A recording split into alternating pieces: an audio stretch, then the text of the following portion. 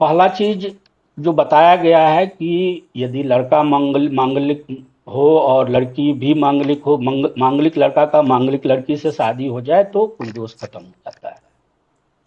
तो ये तो सबको पता है, लेकिन यहां तक नौबत नहीं आएगी। वो चीज मैं अभी आपको बताऊंगा। दोषकारी कुजो यस्य बलिचे दुक्त दोष कृत दुर्बल शुभ दृष्टो वा सूर्येन स्मः गतो पिबा। अब इसका क्या मतलब हुआ? दोषकारी मंगल, दोषकारी मंगल यदि बलवान होकर दुख भाव में हो, अनिष्टकारी भाव में हो, तो ही मंगल दोष होता है।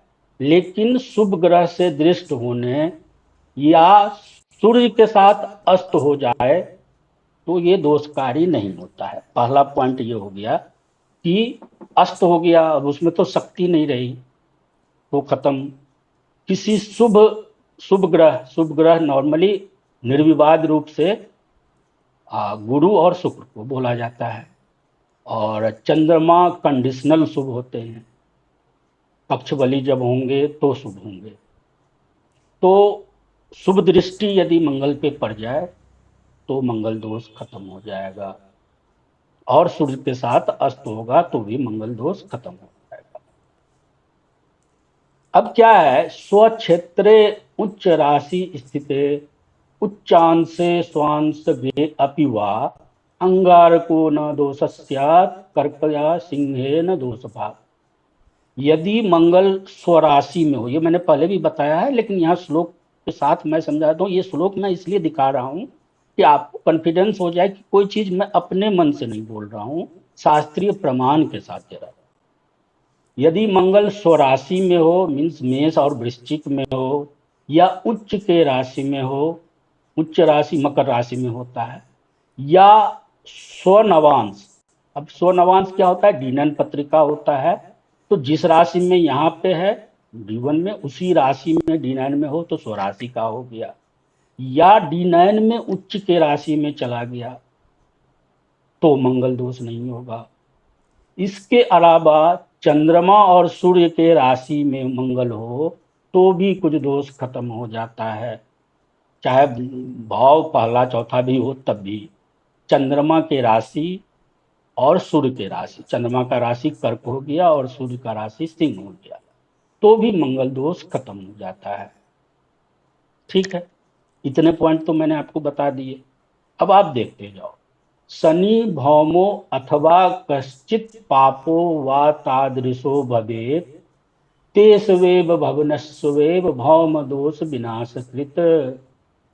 मीन्स क्या हुआ कि लड़की या लड़का के कुंडली में जिस स्थान पर मंगल स्थित हो, लड़के के कुंडली में यदि लड़की के कुंडली में जिस स्थान में मंगलिक है, तो लड़के के कुंडली में यदि उसी स्थान पर शनि में कोई भी अशुभ ग्रह, पाप ग्रह, शनि मंगल राहु केतु सूर्य, तो जिस स्थान से हम मांगलिक हैं उस स्थान में लड़की के लिए, लड़का के कुंडली में यदि अशुभ ग्रह हो तो मंगल दोष खत्म हो जाता है। और अशुभ ग्रह मीन्स शनि, राहु केतु और सूर्य। मंगल तो खैर मांगलिक दोष तो बना ही हुआ है, तो ये हो तो भी मांगलिक दोष खत्म हो जाता है।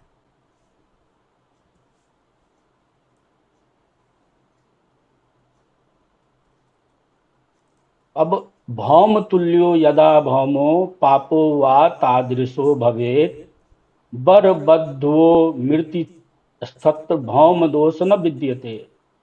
तो यदि 1 4 7 8 12 में वर और कन्या दोनों के कुंडली में मंगल हो, ये चीजें नहीं है, ये अपने आप दोष खत्म हो जाएगा। सेम घर में नहीं भी होगा, यदि ये भी मांगलिक है और वो भी मांगलिक है तो भी मंगल दोष खत्म हो जाएगा। अब आप देखिए एक और पॉइंट, भौम स्थिते से यदि केंद्र कोण तदोष नाशम प्रवदंती संतः। अब क्या है कि मंगल, मतलब चंद्रमा, मंगल जिस राशि में हो उससे केंद्र, मंगल स्थित राशि का स्वामी मंगल स्थिति राशि का स्वामी, मान लो मंगल तीसरी राशि में है, मिथुन राशि में है, तो बुध हो गए उसके स्वामी। तो बुध यदि लग्न से या चंद्रमा से केंद्र में हो तो भी दोष खत्म हो जाता है। फिर से मैं बता रहा हूं कि जिस घर से मांगलिक बन रहा है, जिस राशि में मंगल है और वो मांगलिक हो रहा है, उस राशि का स्वामी यदि केंद्र से, चंद्रमा से और लग्न से केंद्र में होगा तो भी मंगल दोष खत्म हो जाएगा। अब ये मैंने बताया था कि यदि चंद्रमा केंद्र में हो, चंद्र केंद्र गते वापि तस्य दोषो न मंगली, यदि चंद्रमा केंद्र में हो तो मंगली दोष नहीं होता है, मांगलिक दोष नहीं होता है, चंद्रमा केंद्र से हो तो। और चंद्रमा से केंद्र में यदि गुरु हो तो भी मंगल दोष नहीं होता है। और केंद्र मैंने समझा दिया है 1 4 7 10।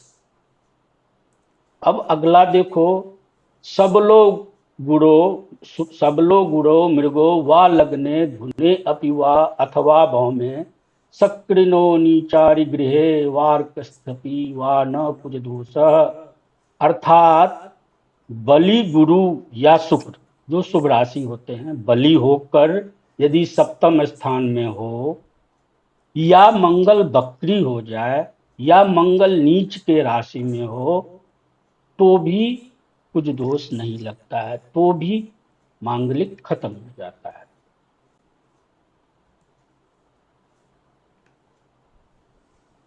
अच्छा, ये वाला पॉइंट भी मैं पहले बता चुका हूं, फिर भी आपको दिखा देता हूं, आप देख लो। अर्केंदु क्षेत्र जाता नाम कुछ दोषो न विद्यते, स्वच्छ मित्रम जाता नाम तत् दोषम न भवेत किल। मंगल अपने मित्र सूर्य की राशि सिंह में हो या चंद्रमा की राशि कर्क में हो, मैंने पहले भी बता दिया है कि सूर्य की राशि में हो और कर्क की राशि में हो, या स्वयं अपनी राशि में हो, मेष और वृश्चिक में, या उच्च राशि हो, तो भी मंगल दोष स्वतः खत्म हो जाता है। ये सेम श्लोक पहले भी है, तो कई बुक में अलग तरीके से श्लोक सेम ही चीज को बताया जाता है। अच्छा, ये एक पॉइंट है, इसे भी आप नोट कर लो कि यदि आप जिस घर में आप होने के कारण आप मांगलिक कहे जा रहे हो, तो मंगल के साथ यदि बुध आ जाए, मंगल के साथ यदि बुध आ जाए या बुध से दृष्ट हो जाए तो भी मंगल दोष का नाश हो जाता है, मंगल दोष नहीं होता। तो मैंने आपको कम से कम 6-7 पॉइंट ऐसे बता दिए, और ये इन तरीके से यदि आप देखोगे तो अब आप बताओ, आपको नहीं लगता है कि 90% केस में मंगल दोष खत्म हो जाएगा? तो आशा है कि आपको ये समझ में आया होगा।